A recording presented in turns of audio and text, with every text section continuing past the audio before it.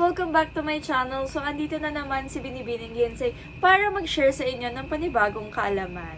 Okay, so for today's video ay i-share ko naman sa inyo. Of course, ito ay may kinalaman pa rin sa research. Okay, so may mga nagtatanong kasi, no, so sinimulan ko kasi dun sa last video ko about sa mga common questions and possible answers sa final or pre-oral defense, no? So, paano naman po kaya kapag ka-title defense pa lang, no? So, ano-ano ba yung mga questions na kadalasang tinatanong ng mga panel? Okay, so, disclaimer lang, no? Yung mga i-share natin dito is based on my experience lang, no? Or experiences ko bilang panel, of course, bilang isang estudyante na rin na nagde-defense, no? So, ito yung mga possible questions and paano ba natin siya sasagutin. Okay? So, panoorin ang pagpapatuloy ng video na ito. Actually, ito ay talagang para sa mga estudyante ko ngayong intersem, no? Pero, syempre, para na rin sa lahat. Okay, panoorin ang pagpapatuloy ng video ito.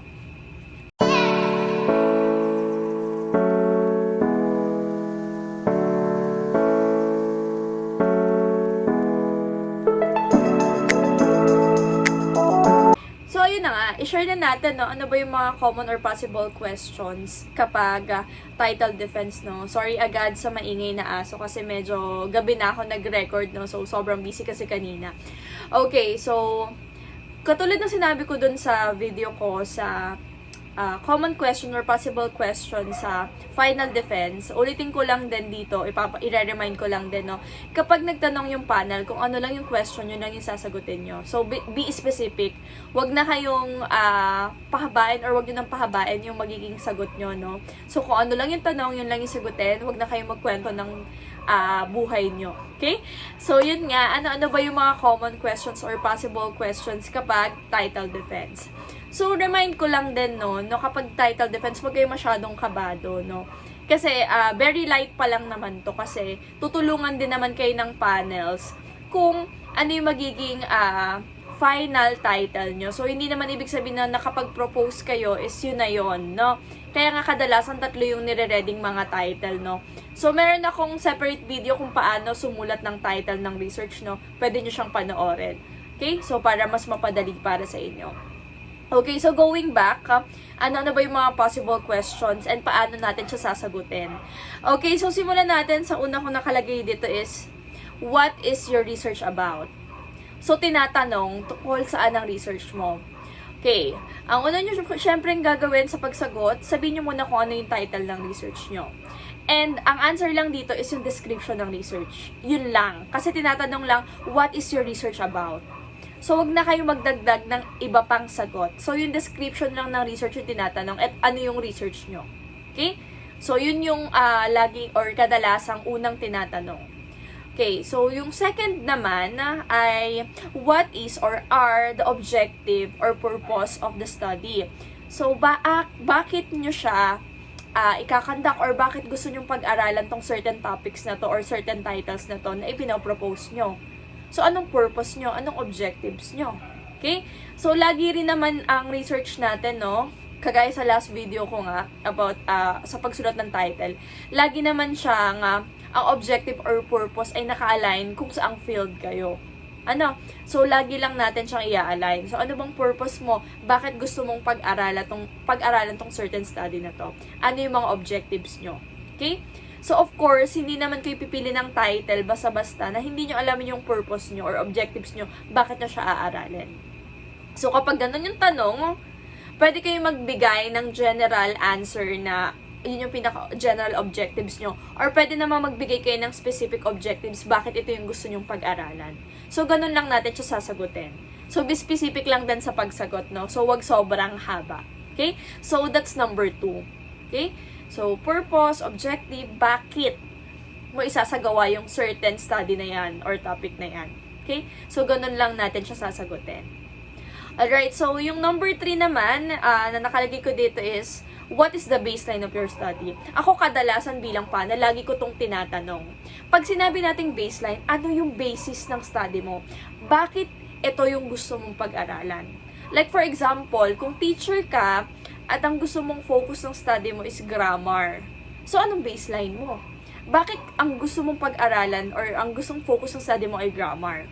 So, paano natin siya sasagutin? Sasabihin mo yung baseline mo or basis mo. Meaning to say, pwedeng isagot natin, ito kasi yung mga na-observes nating problem. So, pwede nating sabihin yung mga problems encountered based on our observation, no, as a researcher. So, pwede yon, no? Pero, pwede rin tayo magbigay quantitatively and qualitatively ng baseline. Meaning to say, hindi ka lang nakafocus dun sa observation mo. Nakafocus ka rin, like for example, merong certain percentage na mababa sila sa grammar. Kaya dun mo gusto mag-focus, no? Mas maganda meron tayong baong baseline. Kasi, hindi magiging valid yung study nyo kung wala kayong pinanggalingan or wala kayong pinagbatayan. So, ganun natin siya sasagutin. So, pwedeng qualitatively or quantitatively through your observations o kaya naman may mga percentage kayo dyang na itatago na naging batayan nyo kung bakit yun yung pinag-aralan nyo or yun yung gusto nyong pag-aralan. So, ganun natin siya sasagutin, yung baseline. Okay? So, napaka-importante nito para sa akin. No, tinatanong ko siya tuwing title defense and of course, tuwing proposal defense. Hindi pa rin niya nawawala. Right. Okay, so yung next question natin is, ito yung pang-apat, no? What is the significance of your study in your field or in the academe? So, tinatanong ko rin to personally as panel, no? Ano yung kahalagahan ng study nyo? Bakit sa palagay nyo timely and relevant siya pag-aralan? So, paano nyo siya sasagutin? Kung ang tanong is, ano yung relevant niya sa field nyo, sasagutin nyo siya. Anong maitutulong nun sa field nyo? Kung ikaw ay education or educator, ayan. So, paano siya makakatulong sa education? Yung study nyo. Kung ikaw ay engineering, paano siya makakatulong sa engineering?